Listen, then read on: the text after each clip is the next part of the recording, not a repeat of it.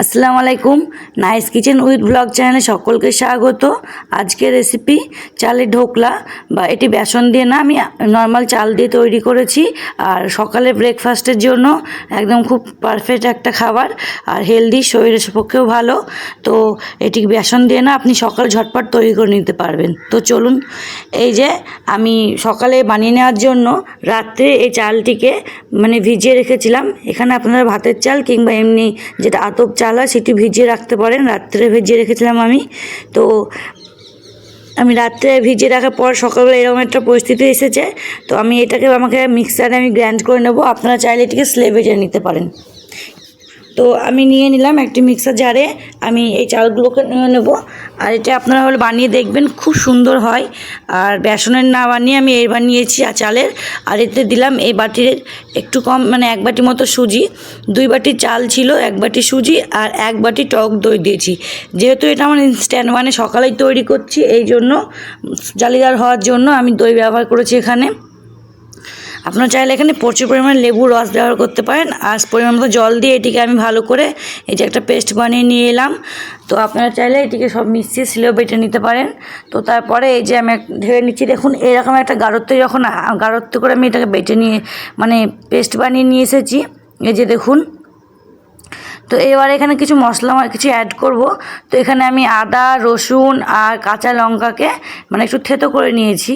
তো এই একদম ছোটো ছোটো পিস করে থেতো করে নিয়েছি। তো এই দিয়ে নিলাম, আর দিলাম স্বাদ মতো লবণ, আর দিলাম গোটা জিরে। যেটা গোটা জিরে হয় না, ওই গোটা জিরে দিয়ে এটিকে আমি একটু মোটামুটিভাবে নেড়ে নেব। এটা মিশিয়ে নেব এক কথায়। তো ভালোভাবে এই যে মিশিয়ে নিলাম। আর এটা দেখুন, এই ব্যাটারটা কিন্তু মেন এখানে। তো ব্যাটারটা প্রচুর পরিমাণে একদম ঢিলাও করবেন না, টাইটও করবেন না, এরকম একটা ব্যাটার তৈরি করবেন। এবার ঢাকা 10 মিনিট মতো রেস্টে রেখে দেবো। তো 10 মিনিট রেস্টে রাখার পরে ফিরে এলাম। তো এই যে দেখুন, এরকম হয়েছে। তো এবার এখানে আমি এই যে এই 1 প্যাকেট ইনোর আমি হাফ প্যাকেট ব্যবহার করব। আপনারা চাইলে এখানে ইনোর বদলে কিন্তু বেকিং পাউডার এবং বেকিং সোডা দিতে পারেন। এখানে আমি ইনো ব্যবহার করেছি। ইনো দেওয়ার পরে আমি বেশিক্ষণ নাড়ব না, অল্প পরিমাণ মতো নেড়ে নেব। অল্প নাড়তে হয়, বেশি নাড়া যাবে না ইনো দেওয়ার পরে। আর দেখুন, ইনো দেওয়ার ফলে আমার কিন্তু এটা বুদবুদ ছাড়তে শুরু করেছে। এর এটা প্রচুর পরিমাণে জালিদার হবে। আর ধোকলা কিন্তু অ্যাকচুয়াল প্রচুরই নরম হয়, জালিদার হয়। তো সেই হিসাবে যে দেখুন এটা ইনস্ট্যান্ট, আপনি ঘরে সকাল বানিয়ে নিতে পারবেন। তো এই যে আমার হয়েছে এরকম। তো আমি এটাতে আমি এই কেক বানানোর মোলটাতে আমি এটা বানিয়ে নেবো আজকে। আপনারা চাইলে আপনাদের কাছে স্টিলের কোনো টিফিন বক্স কিংবা কোনো কিছু সাহায্যে বানিয়ে নিতে পারেন। তো আমি এই মোল্ডেই বানিয়ে নেব, কেক বানানোর মোল্ডে। তো চলুন, আমি তেল দিয়ে লাগিয়ে নিলাম। তারপরে আজকে এটাকে আমি বেক করব না, এটা এটা স্টিম করে নেব। সেই হিসাবে এখানে নিচে তেল দিয়ে এরকমভাবে দিয়ে নিলাম। আর জলটা ফুটতে শুরু করেছে, এখানে স্ট্যান্ডও দিয়ে রেখেছিলাম। তো এই ফুটন্ত জলের মধ্যে এরকমভাবে এটা ঢাকা দিয়ে স্টিম করে নিতে হবে আমাকে। তো এই ঢাকনা দিয়ে নিলাম। আর এই যেখানে একটু ফুটোরে সেটা কাগজ দিয়ে বন্ধ করে দেবো। ওইটি আমার হতে থাকুক, 20-25 মিনিট মতো লাগবে। আর এদিকে আমি ওই ঢোকলা খাওয়ার জন্য একটা চাটনি বানিয়ে নেব টমেটোর। তো টমেটো, রসুন আর আদা এবং কিছু কাঁচা লঙ্কা ঝাল পরিমাণ মতো নিয়েছি। এইবারে নর্মাল এটাকে দিয়ে একটু ভেজে নিয়ে তারপরে এবার একটু অল্প মতো তেল দিয়ে নেবেন। তেলটি আপনি আপনার পছন্দের তেল ব্যবহার করতে পারেন, চাইলে সর্ষের তেলও ব্যবহার করতে পারেন এখানে। তো তেল দিয়ে আমি এটাকে হালকা করে ভেজে নিব। এই যে হালকা ভেজে নিয়ে এখানে আমি একটু পরিমাণ মতো লবণ দিয়ে নেব।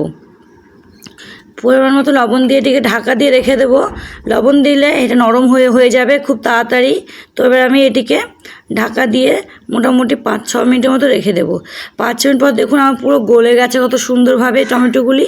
তো এবারে এগুলোকে আমি একটা মিক্সার জারে নিয়ে নিয়েছি, আর ঠান্ডা করে নিয়েছি অবশ্য। আর কিছু ভাজা বাদাম নিয়েছি।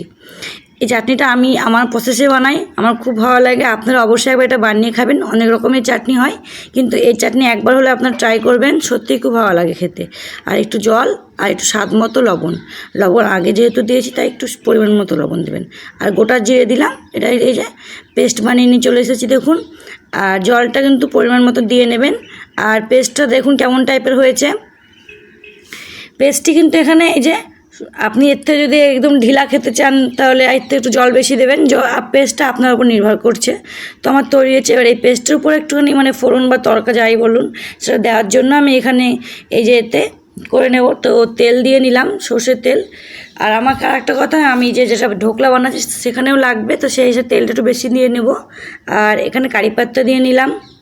কারি পাতা না থাকলে দেবেন না, কিন্তু টেস্ট আর ভালো। দুটো শুকনো লঙ্কা আর কিছু সর্ষে দানা, যেটা আমরা নর্মালি রাই বলি, সেই দিয়ে নিলাম। তারপর তেলে ফুটিয়ে চলে এসেছি, এই যে দেখুন। তো এবার উপর থেকে এখানে আমি দিয়ে নেব।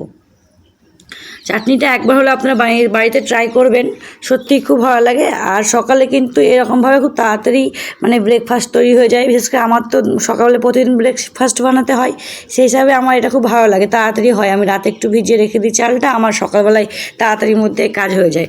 প্রতিদিন আর আটা সানো, আটা বানাতো, আটা মাখাও, তারপরে রুটি, ভালো লাগে না।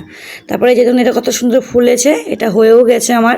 তো এটা বন্ধ করে আমি 10 মিনিট মতো এখানে ঠান্ডা হতে দেবো, এখানেই ঠান্ডা হতে দেবো গ্যাসেই। তো এই যে ঠান্ডা হয়ে গেছে, মানে ঠান্ডা তো হয়নি, এদিকে দেরি হয়ে যাবে অফিসের, এই জন্য আমি নামিয়ে নিলাম। তো দেখুন কতটা ফুলে উঠেছে, কত সুন্দর একদম, কতটা নরম হয়েছে। সাইড থেকে দেখুন কত সুন্দর কেকের মতো জালিদার হয়েছে, বুঝতে পারা যাচ্ছে। তো এটাকে আমি এবারে ছুরি দিয়ে ছোটো ছোটো করে সাইজে কেটে নেব। আমি তো বললাম যে আমার দেরি হয়ে যাচ্ছে, খেয়ে অফিসে যাবে, তো আমি এই জন্যে তাড়াতাড়ি কেটে দিলাম। গরম রয়েছে, এটা ঠান্ডা করলে আরও খুব সুন্দর, একদম ভুরভুরে একদম জালিদার হবে, আরও ভালো লাগবে দেখতে। তো এই যে আমি আগে থেকে তেলে দিয়ে রেখেছিলাম, এটা গরমই আছে, এই গরমে আমি উপর থেকে এটা দিয়ে নেব। তো রেডি হয়ে গেছে আমার আজকের ব্রেকফাস্ট সকালের। তো এই যে দেখুন কতটা ফুলে, মানে কতটা উঁচু হয়েছে, কতটা, এই যে দেখুন কতটা সুন্দর হয়েছে। সবাই যে দেখুন, আমি এর সঙ্গে চাটনি লাগিয়ে দেখাই আপনাদের। তো অবশ্যই বাইরে চেষ্টা করবেন, আর সঙ্গে চা রয়েছে। সকলে ভালো থাকবেন, সুস্থ থাকবেন, খোদা হাফেজ।